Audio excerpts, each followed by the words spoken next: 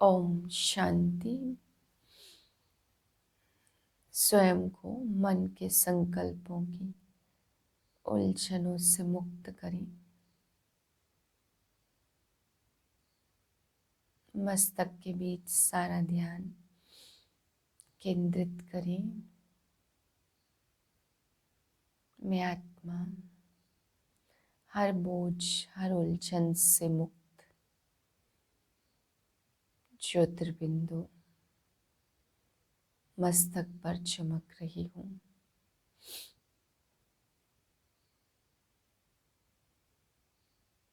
मुझसे शुद्धता का प्रकाश फैल रहा है।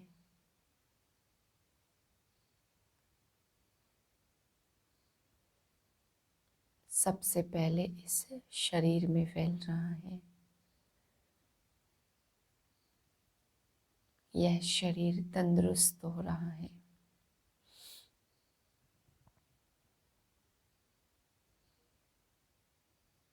मन और तन तंदुरुस्त की स्थिति से खुशी खुशी आज के महावाक्य सुनते हैं। 3/11/2021 के महावाक्य हैं। आज बाबा ने हम बच्चों को पूरा वर्ष लेने के लिए किन किन धारणाओं का ध्यान रखें, क्या क्या धारणाएं बाबा ने बताई। रावण राज्य में बाबा ने कहा बहुत गंदी चंचलताएं हैं। क्या चंचलता बाबा ने आज बताई।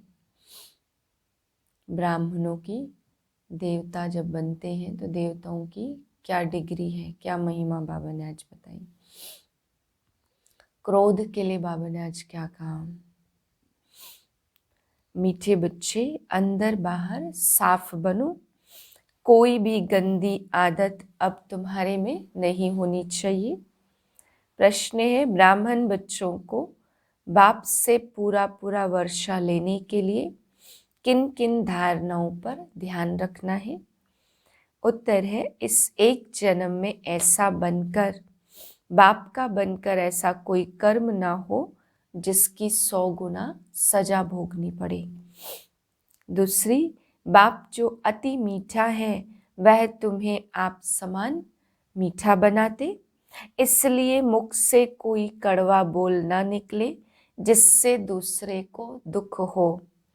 तीसरी, दुख हरता सुख करता के बच्चे बन सबके दुख हरने हैं।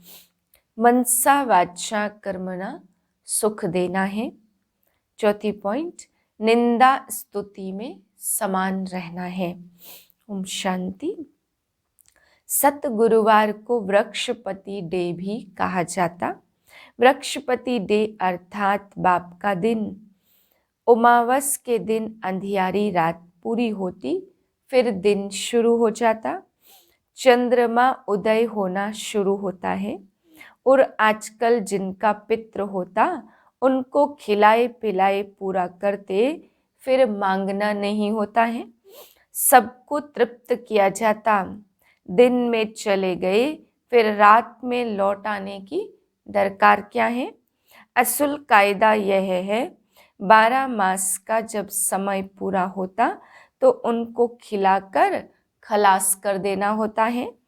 फिर अंधियारी रात में क्यों बुलाया जाता, परंतु ब्राह्मणों ने यह भी रस्म रिवाज बना दी है, वह चली आती है। दक्षिणा आदि मिलती रहेगी। वह है हद की अमावस। अब बाप आया है बेहद की अमावस में। बाप आते हैं तो आधा कल्प का अंधियारा पूरा होता, फिर सतयुग में सोजरा ही सोजरा है, वहाँ कभी कोई पितृ आदि नहीं खिलाएंगे। फिर यह है बेहद की अमावस। ब्रह्मा की रात सो ब्राह्मणों की रात पूरी हो दिन आ जाता, फिर कोई पितृ आदि खिलाते नहीं है, वहाँ ब्राह्मण ही नहीं होते। ऐसे नहीं कि कोई मरते नहीं है, परंतु यह रस्म रिवाज नहीं होता। यहाँ तो अनेक प्रकार के ब्राह्मण भी हैं। अब चाहते हैं कि एक वर्ल्ड हो, एक नेशन हो। अब इतने सबका एक नेशन हो तो न सके। हाँ, एक राज्य एक रस्म रिवाज थी। जब सतयुग था वह तो बाप ही आकर स्थापन करते, वहां सब बिल्कुल मीठे होते, दुख की तो वहां बात ही नहीं है। कब कड़वा बोलते नहीं है, पाप करते नहीं है। अब जो जितना पुरुषार्थ करेंगे उतना ऊंच पद पाएंगे। नंबरवार ऐसे नहीं कि कोई वहां चोरी आदि करेंगे, अंदर बाहर वहां साफ रहता। यहाँ तो अंदर एक बाहर दूसरे होते हैं, कितना एक दूसरे को नुकसान पहुंचाते हैं। यह सब है रावण राज्य की गंदी चंचलता। बाबा के सतयुग में ये सब नहीं होगा कि अंदर कुछ है और बाहर कुछ और है। यही बाबा ने कहा रावण राज्य की सबसे गंदी चंचलता है। बाबा अब इसको एकदम खत्म करा देते, सबकी एकदम झट से गंदी आदतें तो खत्म होती नहीं है, टाइम लगता है ना। परंतु जितना जितना योग में रहेंगे, कदम कदम देखते रहेंगे कि हम योग में रहते हैं, कोई पाप कर्म तो नहीं करते, खुद मीठा बन औरों को मीठा बनाता हूँ। खुद ही कड़वा होगा तो औरों को मीठा कैसे बनाएगा। यहाँ ऐसे झट प्रत्यक्ष हो जाते, कोई भी छिप न सके। अंदर कुछ बाहर कुछ है, तो बाबा ने कहा छिप न सके। बाप कहते हमारा बच्चा बन और कोई उल्टा सुल्टा काम करेंगे तो बहुत कड़ी सजा खाएंगे, पद भी भ्रष्ट हो जाएगा। भगवान खुद बैठ बताते हैं देवता बनाने के लिए, देवताओं की महिमा गाते, सर्वगुण संपन्न, अहिंसा परमो धर्म। हिंसा दो प्रकार की होती, एक तो काम कटारी की हिंसा से मनुष्य आदि मध्य अंत दुख पाते हैं, दूसरे फिर क्रोध में आकर एक दो को दुख देते, दुखी होते। यहाँ तो बच्चों को कहा जाता मनसा वाचा कर्मणा, ऐसा कोई काम नहीं करना है, कोई को दुख नहीं देना है। हम हैं ही दुख हरता सुख करता के बच्चे। तो सबको यही युक्ति बतानी है, तुम कैसे दुख हर कर सुख दो, किए हुए कर्मों का हिसाब किताब चुकतो हो जाता। यहाँ बाप समझाते इस जन्म में जो कुछ पाप कर्म किए हैं वह बतलाने से आधा कट जाएंगे, परंतु अनेक जन्मों के किए हुए पाप कर्म तो बहुत है ना सिर पर। अभी बाप समझाते कि इस जन्म में भी ऐसा कोई कर्म नहीं करना चाहिए जिसका पाप बने, और फिर योग बल से अनेक जन्मों के पाप कर्म भस्म करने हैं। इस जन्म में बाप का बनकर कोई भी पाप कर्म नहीं करना।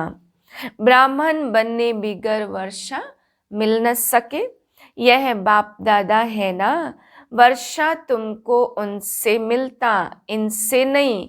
यह अपने को कुछ नहीं कहलाता है, यह तो सिर्फ रथ है, इनसे तुमको मिलता कुछ भी नहीं है। रथ भी तो गाया जाता, हुसैन का रथ निकालते हैं ना, घोड़े को कितना सजाते हैं।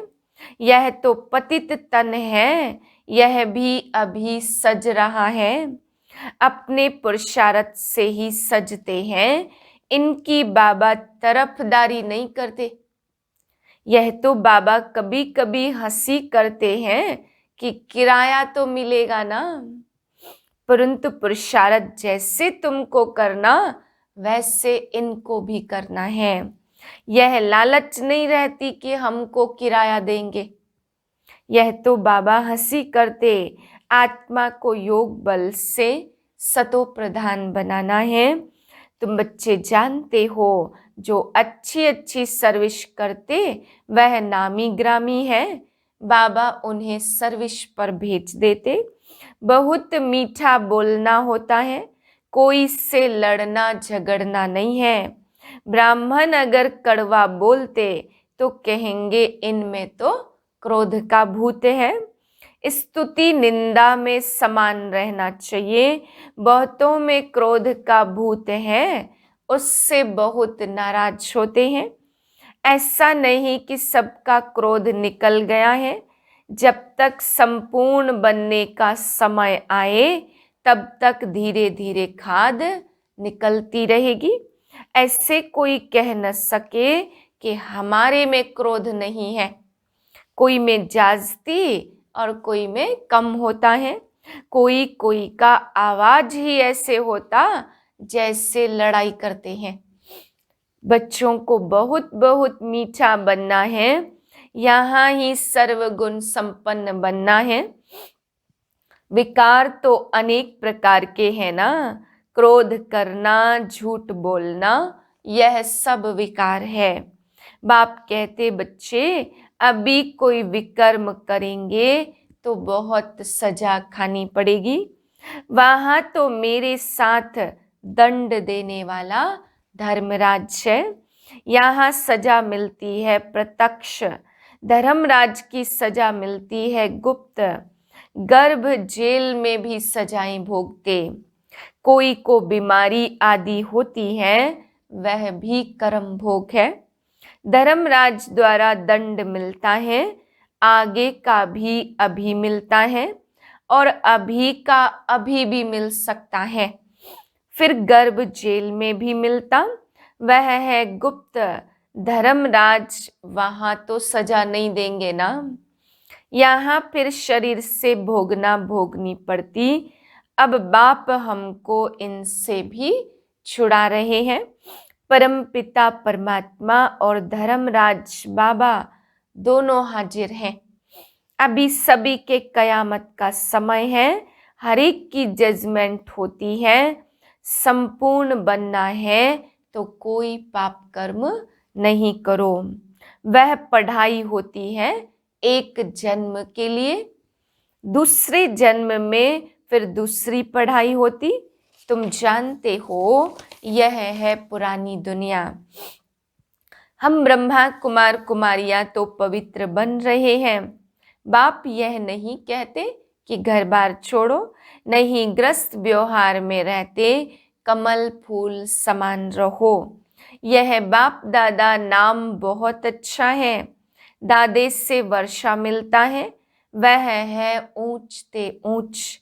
ब्रह्मा तो पतित था ना, यह पहले पहले श्रेष्ठाचारी पूज्य महाराजा था। अब अंत में आकर पतित बन गया है। यह है इनका अंतिम जन्म। इस दुनिया में कोई पावन है ही कहाँ। पावन दुनिया में कोई याद करते नहीं है।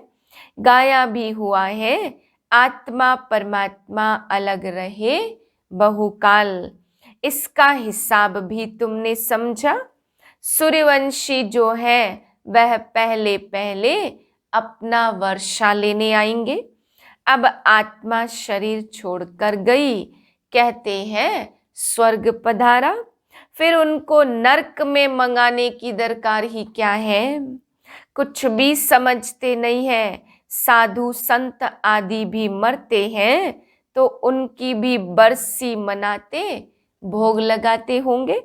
जब कहते ज्योति ज्योत समाया, फिर भोग क्यों लगाते, बरसी क्यों मनाते। शरीर तो खलास हुआ, आत्मा भी गई, फिर आत्मा को बुलाने की क्या दरकार है। ज्योत में लीन हो गई, फिर आ कैसे सकती। अनेका अनेक मते हैं।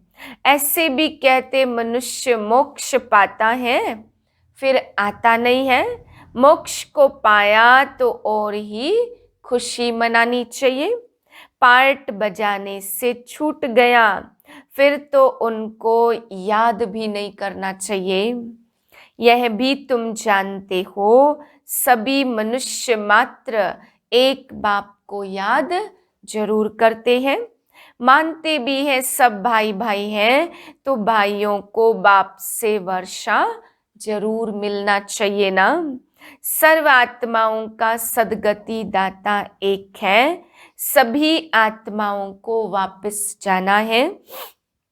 मनुष्य मनुष्य को सदगति कैसे दे सकते, इसलिए एक ही सर्व के सदगति दाता का नाम मशहूर है।